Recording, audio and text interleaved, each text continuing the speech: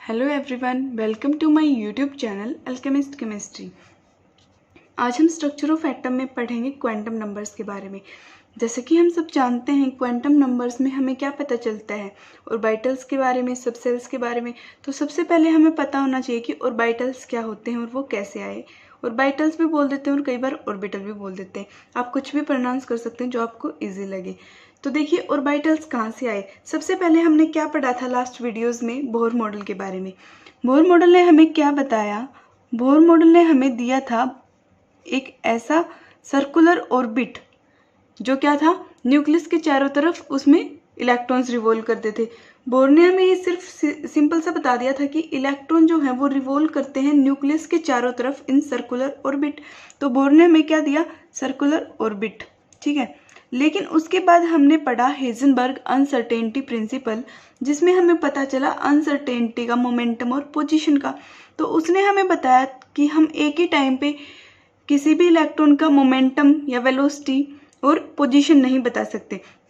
या तो हम उसका सिर्फ पोजीशन बता सकते हैं एक्यूरेटली, या फिर उसका क्या बता सकते हैं, मोमेंटम। दोनों एक साथ हम नहीं बता सकते, ठीक है। और उससे पहले हमने पढ़ा था डी ब्रोगली हाइपोथेसिस, जो हमें बताता था ड्यूल नेचर ऑफ मैटर के बारे में।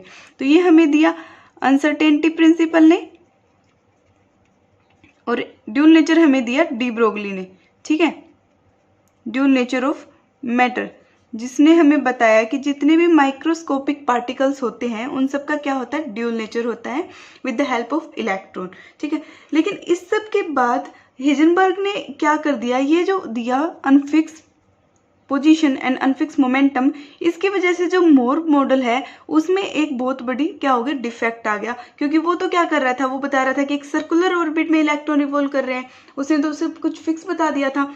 लेकिन अनसर्टेनिटी प्रिंसिपल के बाद एक डिफेक्ट आया और सारे साइंटिस्ट एक ऐसे थ्योरी को खोजने में लग गए जो क्या क्या बताए, स्टेबिलिटी ऑफ एटम बताए, स्टेबिलिटी ऑफ एटम। उसके साथ साथ हमें बताए ड्यूल नेचर के बारे में, और उसके साथ ही हमें ये बताया कि वो जो थ्योरी है वो अनसर्टेनिटी प्रिंसिपल को भी अच्छे से एक्सप्लेन कर पाए। ऐसी थ्योरी की खोज में सारे साइंटिस्ट लग गए। तो उसके बाद एक साइंटिस्ट आते हैं स्क्रोडिंजर नाम के, स्क्रोडिंजर, और वो हमें क्या देते हैं, Schrödinger wave equation, wave equation. और इस इक्वेशन के सॉल्यूशन से हमें क्या मिलता है, एक ऐसा कंसेप्ट मिलता है जो बताता है कि concept of most probable regions, concept of most probable reason.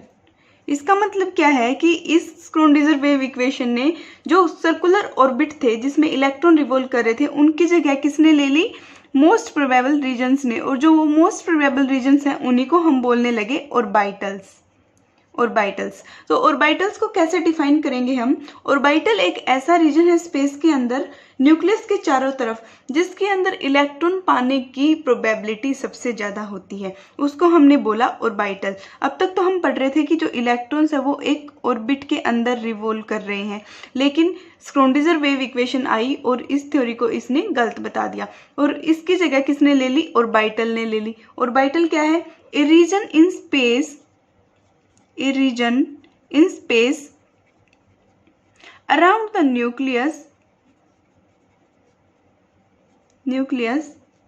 where the probability of finding electron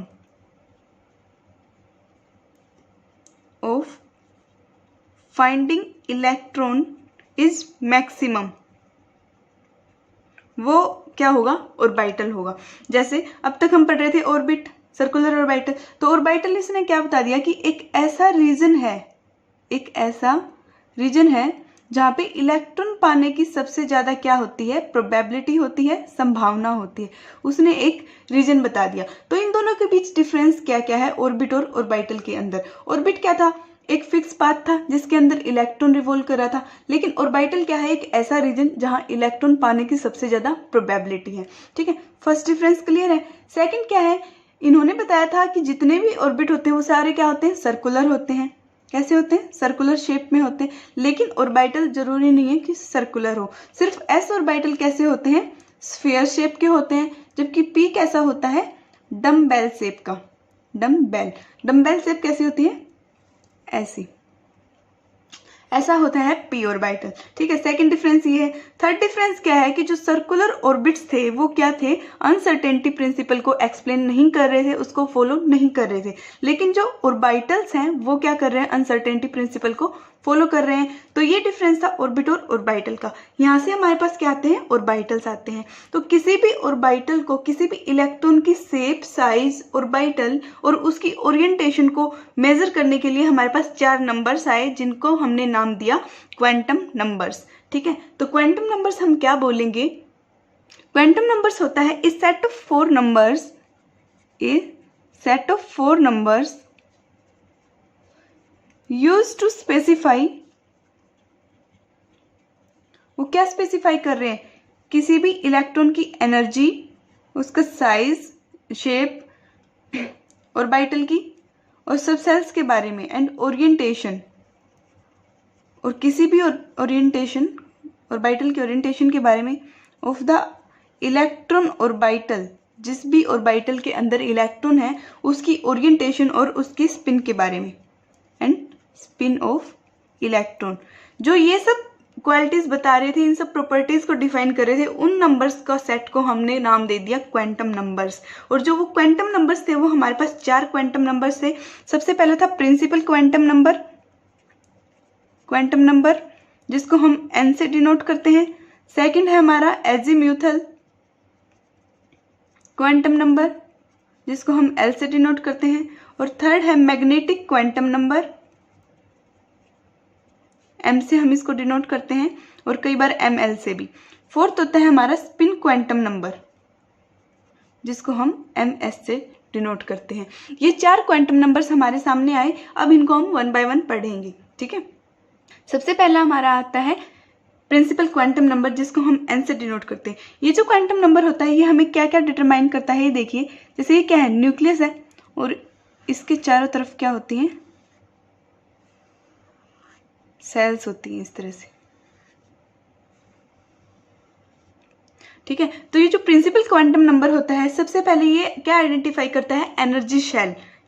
सबसे पहला ये हमें बताता है किसी भी एनर्जी शेल या फिर लेवल के बारे में जो हम KLMN से क्या करते हैं? डिनोट करते हैं। जैसे ये न्यूक्लियस है, सबसे पहले सेल क्या है? K, सेकंड LM और उसके बाद सो ऑन। ठीक है, तो प्रिंसिपल क्वांटम नंबर हमें एनर्जी शेल के बारे में बताता है जिसको हम या तो KLM से डिनोट करते हैं या फिर n = 1 2 3 4 इस तरह से इसकी क्या होती? वैल्यूज होती। 1 का मतलब है K, first energy shell, second energy shell L, third energy shell M, fourth energy shell N। इस तरह से ये हमें क्या बताता है? एनर्जी सेल्स के बारे में बताता है। और उसके साथ ही ये हमें क्या बताता है? Average distance of electron from nucleus. जैसे अगर हमारा इलेक्ट्रॉन इसमें है, L सेल में है, तो हमें क्या पता चल रहा है? डिस्टेंस का भी पता चल रहा है, न्यूक्लियस और उस इलेक्ट्रॉन के बीच का। अगर इसमें है तो यहाँ डिस्टेंस ज़्यादा होगा। ठीक है, और जैसे जैसे डिस्टेंस ज़्यादा होगा क्या होगा? वो न्यूक्लियस से दूर जाता जाएगा और इसकी एनर्जी बढ़ती जाएगी।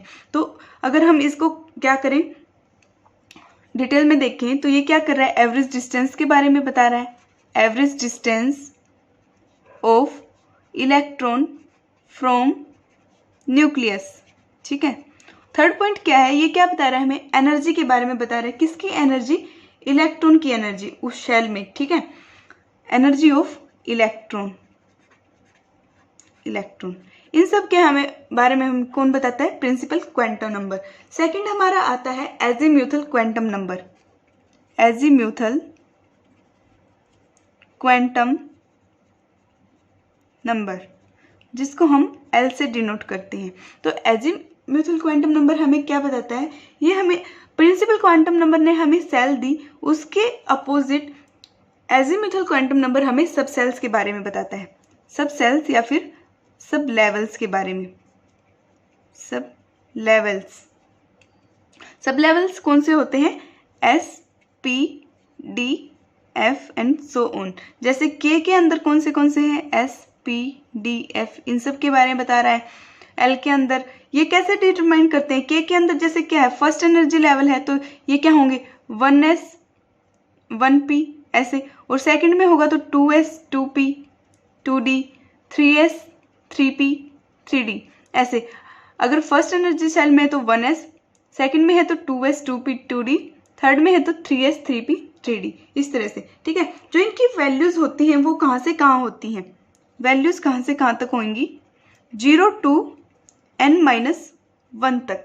मान लीजिए n की वैल्यू हमारे पास क्या है, 3 है, तो l की वैल्यूज हमारी होंगी 0 to 3-1। ठीक है, तो ये क्या क्या होंगी, 0 1 2, ये हमारी वैल्यूज होंगी l की। और 0 1 2 से हमारा मतलब है s p d, 0 है तो s, 1 है तो p, 2 है तो d, ये हमारी सब सेल्स होंगी। ठीक है, उसी तरह से अगर हम ले n इज इक्वल टू 4 तो l हमारा होगा 0 1 2 एंड 3, 4 - 1 3 तक हमारी वैल्यूज होंगी। ठीक है, और जो ये होता है कि अगर हमारे पास आ गया एस पी डी और n की वैल्यू हमारी क्या है, 3 है, तो यहाँ पे क्या होगा 3s 3p 3d। जो इनके आगे जो वैल्यू होती है वो n के इक्वल होती है, जितनी भी वैल्यू n की होगी वही इनके आगे लगाया जाएगा। जैसे यहाँ पे क्या था, n की वैल्यू 4 थी, तो यहाँ पे क्या होगा, 0 का मतलब 4s, 1 का मतलब 4p, 2 का 4d और 3 का 4f। 1 है तो मतलब p ऑर्बिटल है, p सब सेल है, s है तो मतलब 0 है तो s। ठीक है, और एजीमुथल क्वांटम नंबर हमें एंगुलर मोमेंटम के बारे में भी बताता है। किसके बारे में, एंगुलर मोमेंटम। किसका एंगुलर मोमेंटम, इलेक्ट्रॉन का। तो जो एंगुलर मोमेंटम होता है इलेक्ट्रॉन का वो हमारा होता है h/2π L इंटू L+1। जो एंगुलर मोमेंटम होता है वो किस पे डिपेंड करता है, L पे, मतलब एजीमुथल क्वांटम नंबर पे, ये हमारी वैल्यू होती है। ठीक है, अगर कोई भी इलेक्ट्रॉन रिवॉल्व कर रहा है तो सिंपल सी बात है एंगुलर मोमेंटम भी उसका कुछ ना कुछ होगा, तो एंगुलर मोमेंटम की वैल्यू होती है h/2π। कई बार क्या होता है h/2π की जगह h कट भी होता है। ठीक है, और h कट किसके इक्वल होता है, h/2π के। ठीक है, कंफ्यूज करने के लिए दे देते हैं। नेक्स्ट है हमारा magnetic quantum number. Magnetic quantum number हमें क्या देता है, नंबर ऑफ ऑर्बिटल्स इन सब सेल। किसी भी सब सेल के अंदर क्या है, कितने ऑर्बिटल हैं, number of orbitals in given सब सेल, ये हमें बताता है मैग्नेटिक क्वांटम नंबर। और जो मैग्नेटिक क्वांटम नंबर होता है इसकी वैल्यू किस पे डिपेंड करती है, एल पे। ml की वैल्यू कहाँ से कहाँ तक होगी, -l से 0 और +l तक, ये हमारी वैल्यूज होंगी। अगर मान लीजिए l हमारा क्या है, 1 है, तो ml की वैल्यू क्या होंगी, -1 0 1, और l 1 है तो इसका मतलब क्या है, कौन से सब सेल है ये, p सब सेल। ठीक है, तो ये क्या होंगे हमारे p सब सेल में कितने ऑर्बिटल्स होंगे, 3 ऑर्बिटल्स। ठीक है, उसी तरह से अगर हम ले l की वैल्यू 0, l की वैल्यू 0 का मतलब है s सब सेल, तो इसके अंदर कितने ऑर्बिटल होंगे,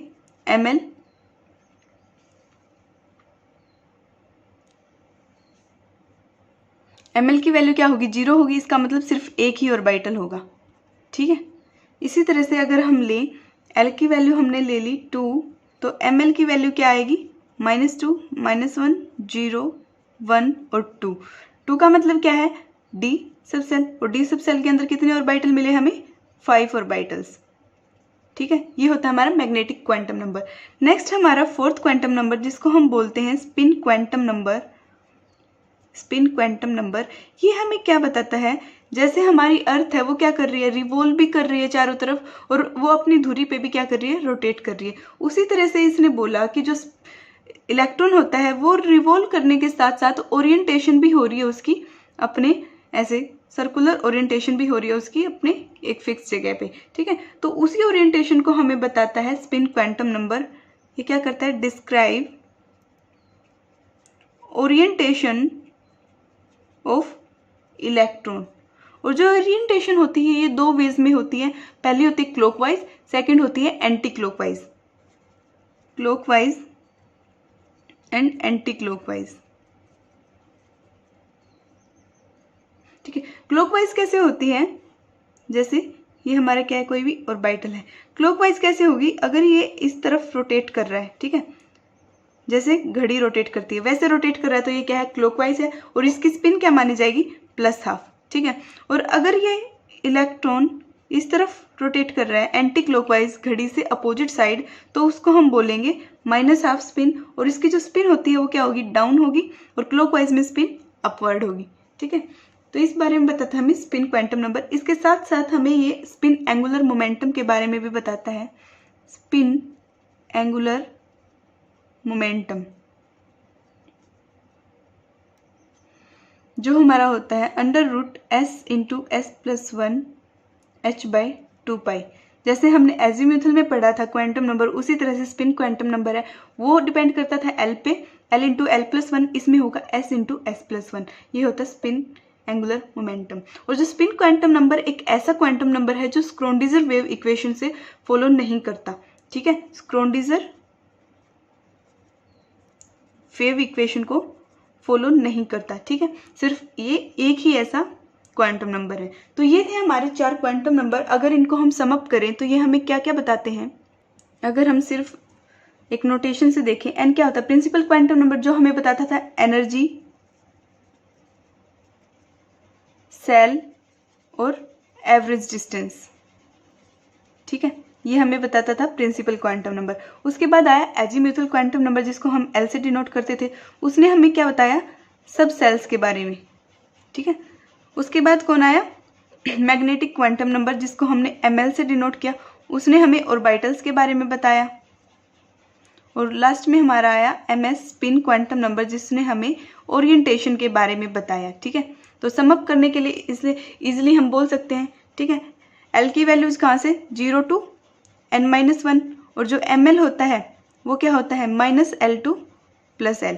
ठीक है, इस तरह से इसकी वैल्यूज होती थी। और जो स्पिन है वो क्या होती है, +हाफ और -हाफ, 2 स्पिन्स होती है हमारी। स्पिन क्वांटम एंगुलर मोमेंटम क्या होता है, s × s+1 × h/2π। और हमारा क्या होता है magnetic quantum number, sorry angular quantum number क्या होता है, √L × l+1 h/2π। तो इसलिए हम इसको इजिली शॉर्ट नोटेशन में भी पढ़ सकते हैं। अब देखिए इस पे जो क्वेश्चंस बनते हैं, तो बेसिकली हम बोल सकते हैं कि क्वांटम नंबर्स हमें किसका कंसेप्ट देते हैं, सेल्स, सब सेल्स और ऑर्बिटल्स का। ठीक है, अब देखिए क्वेश्चंस। फर्स्ट क्वेश्चन क्या बोलता है, अगर क्वांटम नंबर L की वैल्यू 2 है तो हमें ml की वैल्यू बतानी है। तो सिंपल है, आप सब कर सकते हो। L की वैल्यू क्या है, 2, तो हमें ml की वैल्यू बतानी है। और ml की वैल्यू क्या होती है, -L2 + L। तो क्या होगी, -2, -1, 0, 1 और 2। ये हमारी वैल्यूज हो जाएंगी ml की। ठीक है, सेकंड क्वेश्चन देखिए, an atomic orbital n = 3, what are the values of L। n की वैल्यू 3 है और L क्या होता है, 0 to n-1। तो L की वैल्यू क्या होगी, 0, 1 और n-1 2। ये हमारी वैल्यूज हो जाएंगी L की। तो इतने सिंपल क्वेश्चंस बनते हैं क्वांटम नंबर्स पे। अगर इन सबको आप करोगे तो बिल्कुल ये होगा कि क्वांटम नंबर आपके क्लियर हैं। नेक्स्ट है list values of L and M for n = 2। हमें n की वैल्यू दी गई है और हमें बतानी है वैल्यू L की और M की, मतलब एजीम्यूथल क्वांटम नंबर की और मैग्नेटिक क्वांटम नंबर की। तो n 2 है तो L क्या होगा, 0 और 1। और अगर L 0 के लिए हम ml की वैल्यू देखें तो वो क्या होती है, सिर्फ 0। और L = 1 के लिए अगर हम ml की वैल्यू देखें तो वो क्या होगी, -1, 0 और 1। तो इतने इजी क्वेश्चंस होते हैं क्वांटम नंबर्स पे। नेक्स्ट है using SPDF notations describe the orbital with the following quantum number. हमें बताना है SPD में इसको क्या करना है, इसको डिस्क्राइब करना है। अगर हमारे पास n1 है, L 0 है, तो हमें बताना है ये क्या होगा। n1 है तो इसका मतलब आगे तो हमारा लगेगा 1, ऑर्बिटल हमें बताना है। ठीक है, जो n की वैल्यू होती है वही लगती है। L 0 का मतलब क्या है, हमने पढ़ा था ना, 0 का मतलब होता है S, 1 का मतलब P, 2 का मतलब D। तो ये क्या हो जाएगा हमारा 1s ऑर्बिटल। ठीक है, क्लियर है। इसी तरह से हम नेक्स्ट बताना है, n की वैल्यू 3 है और L की वैल्यू 2 है। 2 है तो हमारा कौन सा होगा, D, और n की वैल्यू 3 है तो 3D। ठीक है, इसी तरह से ये L की वैल्यू 1 है तो P, 3P। L की वैल्यू 1 मतलब P और n की वैल्यू 2 मतलब कि 2P। ठीक है, नेक्स्ट है L की वैल्यू 3 है, L की वैल्यू 3 है तो ये क्या होगा हमारा F होगा। 0 पे S, 1 पे P, 2 पे D और 3 पे क्या होगा F होगा, ठीक है। तो ये हमारा क्या हो जाएगा 4F। क्लियर है। Next, what is the difference between angular momentum of electron present in 2p and present in 3p orbital. तो देखिए एंगुलर मोमेंटम हमारा क्या होता है, under root L into L plus 1/h/2π। ये हमारा था एंगुलर मोमेंटम।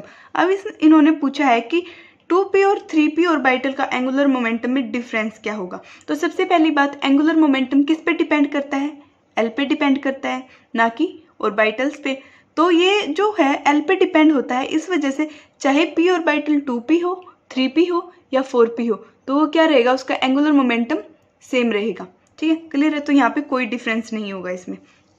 नेक्स्ट है, how many quantum numbers are required to specify an orbital. तो किसी भी ऑर्बिटल को स्पेसिफाई करने के लिए हमें कितने क्वांटम नंबर्स की जरूरत है। तो देखिए क्वांटम नंबर कौन से चाहिए हमें ऑर्बिटल को बताने के लिए। सबसे पहले हमें प्रिंसिपल क्वांटम नंबर चाहिए, ठीक है, क्योंकि वो हमें क्या बताता है, सेल्स के बारे में बताता है। उसके बाद सब सेल्स के बारे में जो बताता है उसका भी हमें पता होना चाहिए, जो क्या है हमारा एजीम्यूथल क्वांटम नंबर। उसके बाद ऑर्बिटल्स के बारे में जो हमें फाइनली बताता है वो हमारा होता है मैग्नेटिक क्वांटम नंबर। और इसलिए हमें क्या चाहिए, ये 3 क्वांटम नंबर्स चाहिए, जो है principal quantum number, azimuthal quantum number and magnetic quantum number. Spin quantum number का इसमें कोई जिक्र नहीं होगा, क्योंकि वो तो हमें स्पिन के बारे में बताता है, ना कि ऑर्बिटल के बारे में। तो ऑर्बिटल का पता होने के लिए हमें सबसे पहले सेल, उसके बाद सब सेल और उसके बाद ऑर्बिटल का पता होना चाहिए।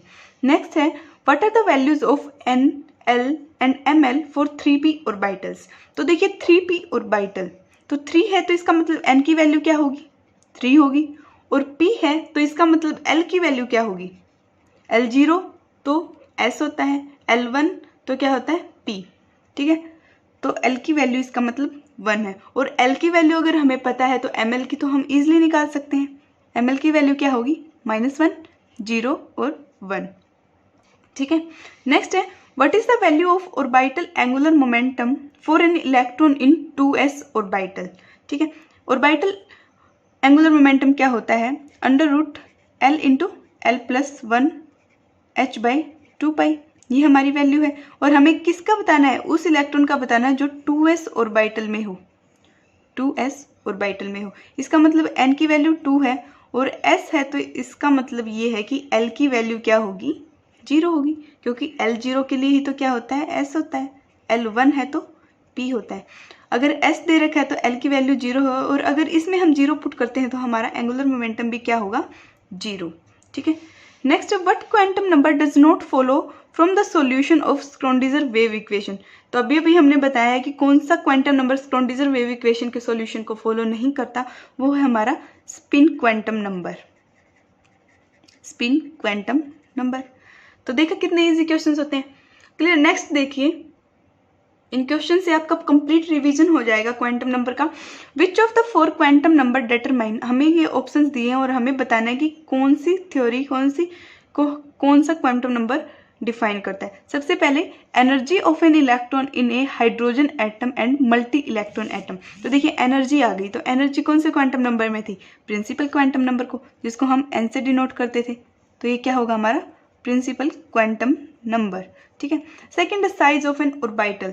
तो ऑर्बिटल का साइज भी हमें कौन बता रहा था, प्रिंसिपल क्वांटम नंबर, क्योंकि वो क्या बता रहा था, हमें एवरेज डिस्टेंस के बारे में बता रहा था।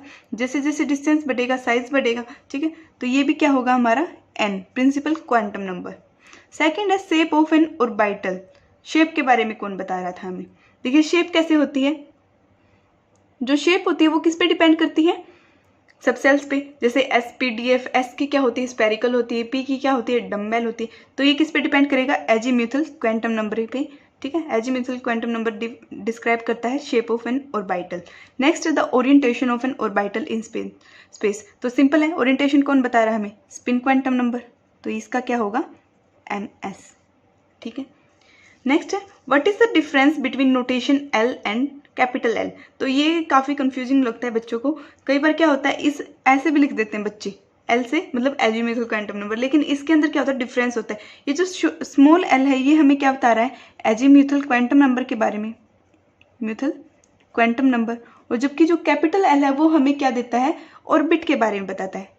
ऑर्बिट मतलब एस जैसे KLMN सेल्स के बारे में, ठीक है। जो बोर ऑर्बिट ने दिया था, बोर ने क्या दिया था, ये एल को हमने सेकंड ऑर्बिट का नाम दिया था बोर ने, ठीक है। तो ये n=2 मतलब शेल को बता रहा है, ठीक है, एनर्जी शेल को। ये इनमें डिफरेंस होता है। तो ये थे हमारे क्वांटम नंबर। आई होप आप सबको क्लियर होंगे। इतने सारे हमने क्वेश्चंस अटेम्प्ट किए हैं तो आपको रिवीजन की जरूरत नहीं। अगर आप यही क्वेश्चंस कर लेंगे तो आपका पूरा क्वांटम नंबर क्या होगा, क्लियर होगा, ठीक है। तो नेक्स्ट वीडियो में हम पढ़ेंगे इलेक्ट्रॉनिक कॉन्फ़िगरेशन के बारे में, जिसमें हम hands rule, poly exclusion principle और अफबाउ प्रिंसिपल के बारे में पढ़ेंगे, ठीक है।